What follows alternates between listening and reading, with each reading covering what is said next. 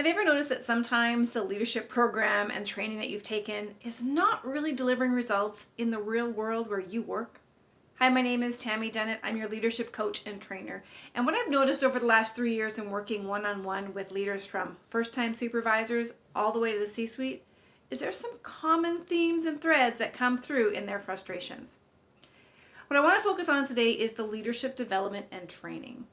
And I'm going to share 3 reasons that I'm seeing that may be impacting the effectiveness of your program and your training.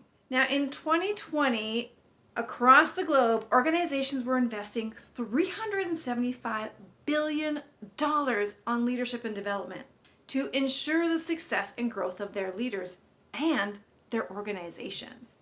This is a mutually beneficial endeavor.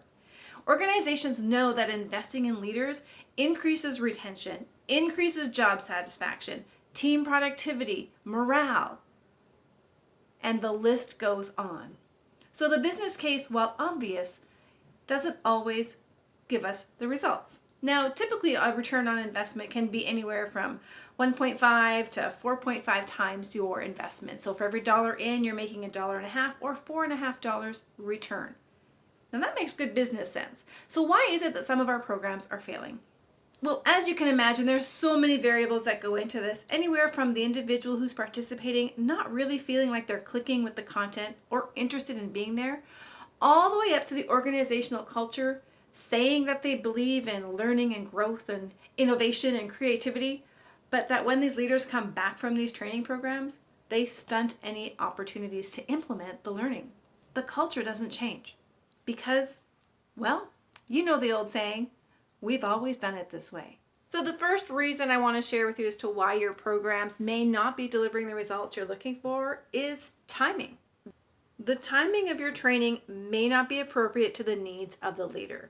Classic situation, you can go into any organization today and ask, when did you get training for your leadership role? And you will probably be met with lots of laughter, jokes, and even sarcasm around how their training came 6 weeks, 6 months, a year after they got into the position. And the problem with that is now they've got bad habits. They've been taking shortcuts that they need to unlearn so they can relearn the desired behaviors. And that takes a lot of effort.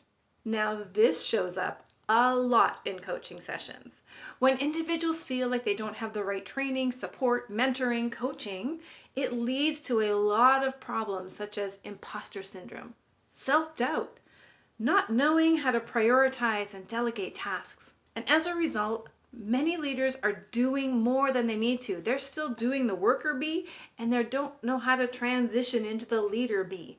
And so this can be one of the first signs that your training is not timely or relevant. So what's the fix for poorly timed training?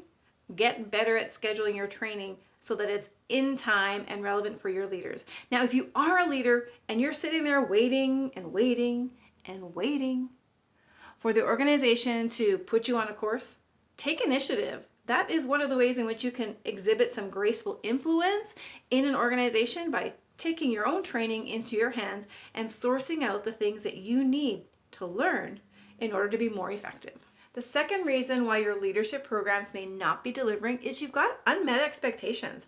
There's an expectation out there that one size fits all. I put all of my leaders on this one training and they should all be able to perform. Well, the truth is there's no one size fits all program. The reality is leadership isn't always activity. There is always something to learn, always something to develop, and it will come in a variety of domains. And so there's no one program that will meet the need of every leader on your team. So save yourself the stress and the frustration of people not meeting your expectations because the program was not designed to support them where they needed it.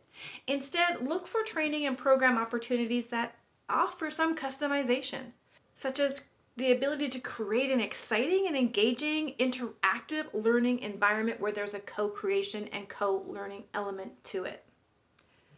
Flexible delivery methods. Not all leaders can be in a classroom from 8 until 4. Some need hybrid, some need online, self-paced, structured paced. And of course, look for any way in which a program, while there may be elements that are shared across the entire training modules, but look for ways in which the individual can personalize it and bring their real world context into learning so they can stretch their own skill set and knowledge and implement and apply it to what they're working with right now.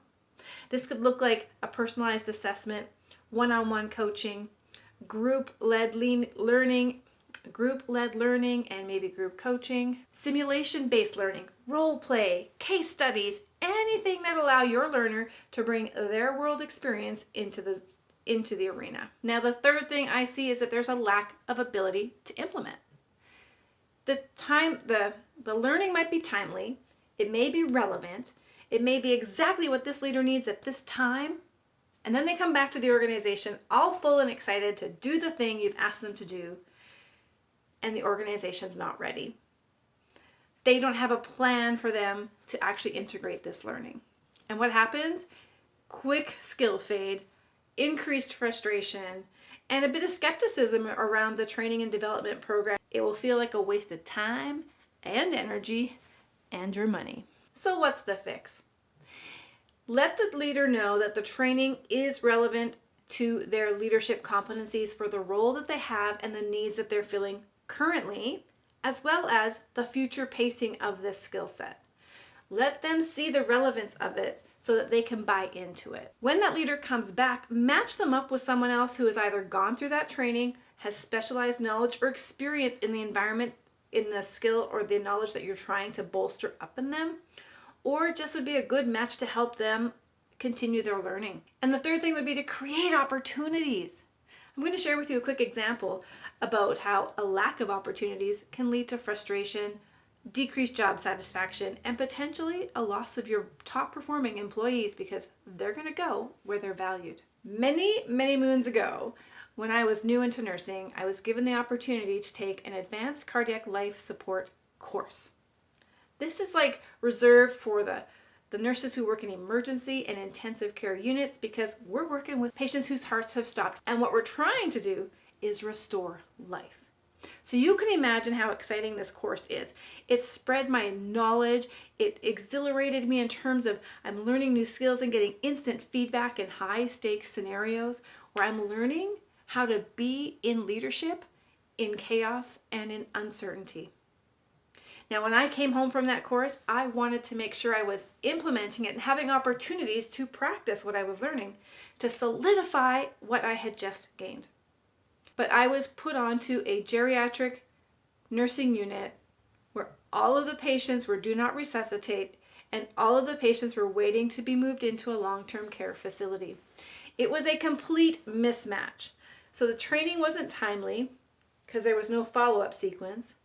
There was no opportunity for me to implement or integrate this learning. So what was the effect of that on me? I was frustrated. I was fearful that now that I've been given this training, there's an expectation upon me that I know it and I understand it, and I'll be able to apply it when I'm asked to do so. But without having that opportunity to implement it in a real life scenario, I was worried that when it came time to it, I was going to fail myself, my patient, and my team. So if you want to maximize the impact of your leadership development and training programs, make sure they're timely and relevant.